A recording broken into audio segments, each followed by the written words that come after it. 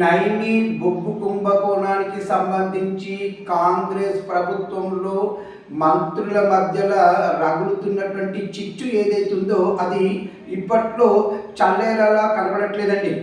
ఏది ఏమైనప్పటికీ ఇందులో పెద్ద పెద్ద వాళ్ళ హస్తం ఉందనేది మాత్రం చాలా వాస్తవం.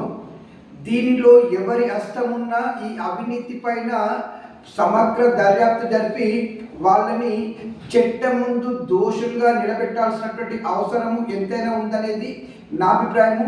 మరి ఇంతలా అవినీతి జరిగిందని ఒకరిపై ఒకరు ఆరోపణ చేసుకుంటున్నటువంటి ఈ వ్యవహారంలో కేంద్ర ప్రభుత్వము ఎందుకు ఉదాసీనంగా ఉంటుందనేది ఇక్కడ నేను కేంద్ర బీజేపీ ప్రభుత్వాన్ని అడుగుతున్నటువంటి సూటి ప్రశ్న అండి.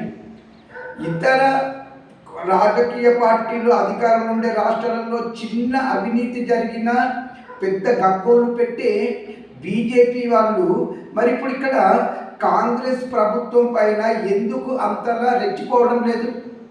ఇక్కడ చెప్పాలంటే అసలు కాంగ్రెస్ వాళ్ళు ముఖ్యమంత్రిగా ఉంటుంటే మాత్రం అలానే చేసేవాళ్ళండి. చివరికి బీఆర్ఎస్ గవర్నమెంట్ ఉన్నా కూడా అలానే చేసేవాళ్ళు.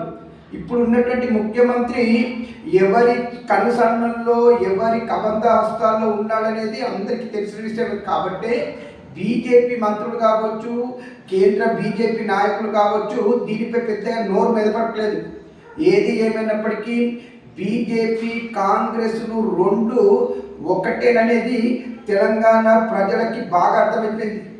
మీరు ఎన్ని కుయుక్తులు పన్నినా తెలంగాణలో జరుగుతున్నటువంటి ఈ రెండేళ్ల కాలంలో తెలంగాణలో జరిగినటువంటి ఒక్కొక్క అవినీతి పైన బీఆర్ఎస్ ప్రభుత్వం వచ్చిన తర్వాత విచారణ జరిపించి దోషులని కఠినంగా శిక్షించడం ఖాయం.